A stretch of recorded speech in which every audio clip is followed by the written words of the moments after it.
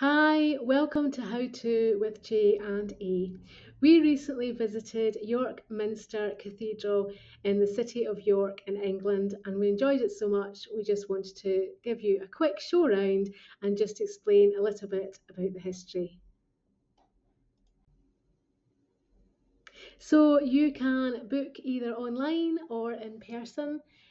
When we were there, it wasn't that busy because it was out of the high season, but I would recommend that you do book if it is high season. Now, it is a little expensive to book your ticket, but the ticket is valid for a whole year from your entry date. So we thought actually it was really good value, and we did actually spend 2 full days there in the end because we enjoyed it so much. We're here at York and we're inside the Minster, so we can give you a quick tour round all the stained glass windows and some of the exciting parts of the cathedral itself. So here we are in the main sanctuary of York Minster. Now, a minster is basically a really large cathedral, and it's officially known as the Cathedral and Metropolitical Church of St Peter in York, and some people just call it St Peter's. Construction of the church began around 1220 and was completed in 1472. There's a lot of work and restoration that continues today. And one of the things that we did find really good is just that the entrance fee wasn't really that expensive, considering that you can revisit. So at the moment, it serves as the seat of the Archbishop of York and it holds a very significant position in the Church of England.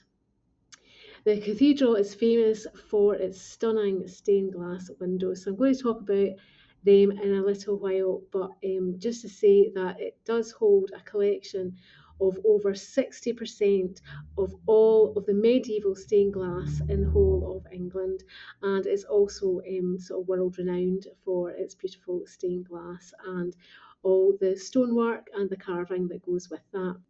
This is the Bell Founder's Window. Now, this is also quite unique in the church in that it doesn't particularly depict a Christian scene or even a historical scene. It's also almost considered an advert for a bell ringer who lived in York. So it was commissioned by Richard Tunnock, and he was a wealthy goldsmith and businessman. And he owned this bell making company. So there's lots of different scenes. I've just left one that you can see really close up, but you can just see in the large window all the little bells just go round all the borders. And it was considered, as I say, almost like an advert to promote his bell ringing business to other people. Now, the top does have the three apostles, or three of the apostles, Peter, John, and Andrew. They are depicted at the top section of the window. But as I say, it is a wee bit different and it's really pretty as well. So here we see the altar in the centre of the main sanctuary, and the embroidery on this is absolutely gorgeous. So there are a few sections. There's the main altar cloth, and then there's also like a smaller cloth on one of the lecterns as well. So I thought this was particularly pretty. Now there are a team of broiderers called the York Broiderers, and they work on all the embroidery and the garments and vestures for the priests, and the work is absolutely lovely. This is just a close-up, and you can see the creation, the sort of swirling, I think signifying the Holy Spirit, and just things being created. And you can see the sort of birds in the air and the fish in the sea.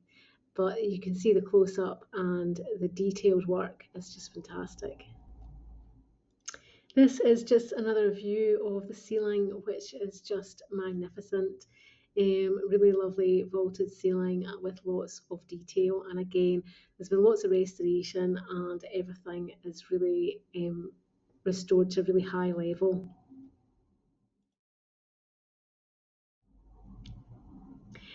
So this is the central tower of York Minster, and it stands as the highest point of the building. it's said that the Leaning Tower of Pisa could actually fit inside, it's so tall. And you can climb up some steps, and you can see out from the side of this tower, and that would be 275 steps if you fancied the challenge. I must say we didn't take on the challenge, but you can see it for miles outside. This is a glass, they have this glass panel, it's like a mirror, and they've had it for years. It was there when I visited with my mum many moons ago, and it's really good to be able to view the ceiling. What you do is you can just wheel it around. I would suggest that you ask if you want to move it. They do have it in certain locations, but you can wheel it a wee bit just to see the different views. So this helps you to view the ceiling without straining your neck. So this is all a mirror image, and you can see how clear it is. So one of the things that I really enjoyed seeing while we were there was the windows about St Cuthbert.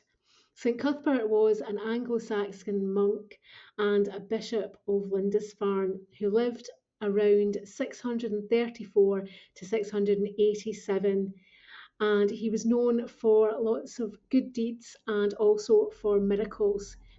So his body was originally in a shrine in Lindisfarne, but there was lots of invasions from the Vikings which attacked Lindisfarne in the 9th century. So the monks there basically took St Cuthbert's body to look after it, because obviously it was seen as like a sort of holy relic.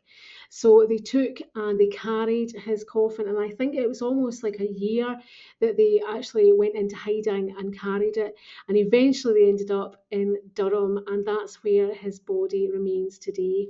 Now, the reason why he's shown with a head is really quite strange. Well, the reason's not strange, but it looks very strange. But when you hear the story, you understand that when the monks took the body, they also had the head of Saint Oswald, and they took the head and they put it into the coffin with Saint Cuthbert. Now, when they actually brought the body to Durham Cathedral, they opened it up and they found that St Cuthbert had not disintegrated in any way. It's seen as an amazing miracle that his body was preserved perfectly, and nobody really knows how that happened, and especially when the coffin wasn't in any sort of special so it wasn't held in any special way, it was just taken with them wherever they went. So because he was then sort of linked with the head, that's why often in pictorial images in stained glass, he's also shown with the head. And I love this. This is actually from the bottom of the first picture that I showed you of St Cuthbert. And you can just see in this area of blue, just sort of towards the right hand side of the picture, you can see there's a name, and that name would have been the person who was working on restoration in 1775. So it's really exciting to see that that person has written some notes and also signed it that he's worked on the piece. So this is one of the panels that just depicts scenes from the life of St Cuthbert. So it's quite an unusual window in that it's got lots of different scenes just following his life from birth until death. So this is one of those scenes, and you can see the colours and everything are really pretty. Now this is just a little section, and I just wanted to show you this. I'm not exactly sure who is represented here. I would suggest obviously a bishop in the middle with his shepherd's crook and his bishop's hat, and sort of kings probably either side. But I just wanted to show you how intricate the work is and how good it is just to be able to see it up close. You can see the little dots on the white, and I think that is where it is actually getting cleaned. But you can see how detailed it is. So even though stained glass has obviously the larger panels, there's a lot of detailed painting and etching work that's done into the stained glass. Lots and lots of stone carvings, and this was sort of jester type figure, and you can see his nose is quite brown, and I'm not sure why that is, but I do wonder if it's because people touch his nose. This was another stained glass window, and I just wanted to show you there are hundreds of stained glass panels and lots of different windows depicting different things. So this was a really nice close-up. So I just wanted to show you how clear some of the images were when they were close up. And as I say, it was quite exciting to be able to see some of the images close up as well. This is the east window, and it's right at the back, and it is the largest expanse of medieval stained glass in the world and depicts the Last Judgment. Now, you can't really convey the vastness of some of these glass windows unless you're there.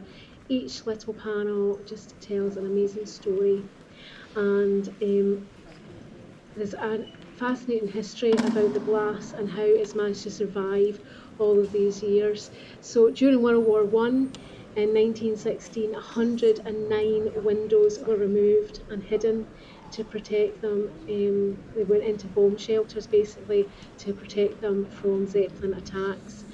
And also during World War II, 80 of the windows were removed. So they were obviously replaced in between. But it's amazing to think that these windows have managed to stand the test of time. This is just a quick photo of me, and I just wanted to say that also if you did want to just spend some time maybe just thinking or praying, there was also lots of space, and it wasn't too busy when we visited, but there are lots of little chapels at the side and various places where people will respect your privacy as well. This was a section which I particularly enjoyed as well, and this was just going into the back sort of choir stalls at the back of the church, and this was all the different kings and queens of England, and lovely gold decoration, and the carvings were absolutely incredible. It's amazing to think these things are hundreds of years old, and just the work that's been done to make sure that everything is intact is just incredible. This was just another quick shot of James and I as we wandered around with these lovely sculptures of the kings and queens of England. So here we are inside the choir stalls. So we've just come through that archway, and automatically the first thing that really shows up is just how amazing the organ is. You can see all the different pipes, and it's very intricate. The detail work in that and all the different colours is very unusual. It's all painted up, almost oriental looking, very interesting and really, really pretty. So there's also names at the back of the choir stalls just to show who has sung there in the past. So we're just going to go in here. This is called the chapter house, and it's the type of place that you could miss out if you weren't looking where you were going. So it's just at the back of the church. If you go right down the back off to the left hand side, and there's a sort of war memorial, and then just behind that you can just go through, and it is absolutely incredible. So I'm going to show you that just now. This is the chapter house of York Minster. This is where often the bishops would gather and have their sort of meetings of the district. We'll take a slow look around with all the stained glass windows.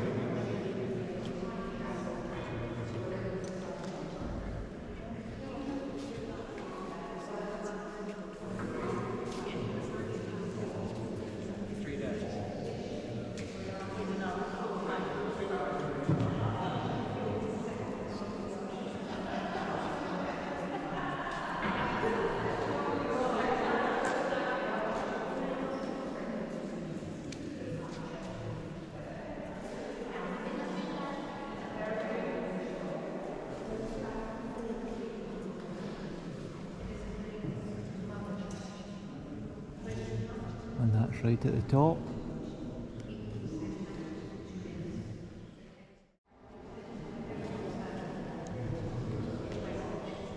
So we really enjoyed wandering around the area where York Minster was. There's lots of history. Everywhere you look, there's history. And this is a lovely cobbled street at the back. There's actually a really nice National Trust gift shop, which we really enjoyed having a wander around. This is called St William's College. It's a Tudor built house or building, and it was built in 1465 for priests from the actual York Minster. So today it is used as a venue, I think mainly for the university students, but it is like a sort of venue and it's still in use. So if you love shops, you will be right at home in York. There's lots of various shops and lots of individual unique shops as well. So this is Minster Gate, which leads down to Stonegate, and Stonegate is a nice long street that just leads down into sort of the heart of York for shopping. It's also a very famous street. It's very tight. There's not a lot of room either end, and that's called the Shambles, and that's very popular, as well as lots of sort of high street brands are also dotted around in these different streets, and Betty's Tea Room is also very famous for a cup of tea. So there's just another picture of outside. You can see it was a really lovely sunny day when we were there. Round the corner of the back of York Minster, there is a fascinating little section where you can just see through the gates and you can see some of the people actually stone carving.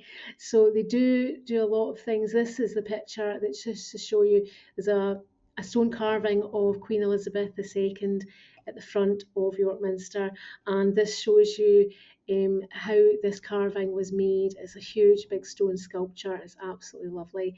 Just have a look through and you can see the stonemasons actually at work. Just at the back, you can just see there's a guy actually working away while we were there, and that's really interesting to see. There's also a lot of Roman history, and again, just at the back of York Minster, there's this massive statue of Constantine the Great. He was proclaimed Roman Emperor in 71 AD, and this is a commemorative statue for him. This is York Art Gallery, and this is just a few minutes walk away from York Minster. So they were gearing up for an exhibition which I would really like to have gone and to see for William Morris, who's a famous designer. So as I say, you felt like you're almost abroad. It's so pretty. There's lots of nice fountains and different things. So I would also recommend that you just check that out while you're there. So I really hope that you've enjoyed this quick tour. As you can imagine, there is an awful lot to see. As I say, we spent 2 full days and we would go back again. I think you could be there for years and not see everything. The tour guides were really helpful. They do have some set tours and they'll take you around and they'll explain different things. There's a stained glass tour which we tried to go on, but unfortunately we weren't able to for the day. But if you just have a look at the website, then you can find out more about what's on offer and when different services are. Obviously, it's a fully functioning church, so if you do want to go along to a service, I'd really advise that as well, and then you can experience just worshipping in such a beautiful building. So as usual, we hope that you have enjoyed watching the video. Please subscribe to support us and also to get notifications of new videos coming up. Bye.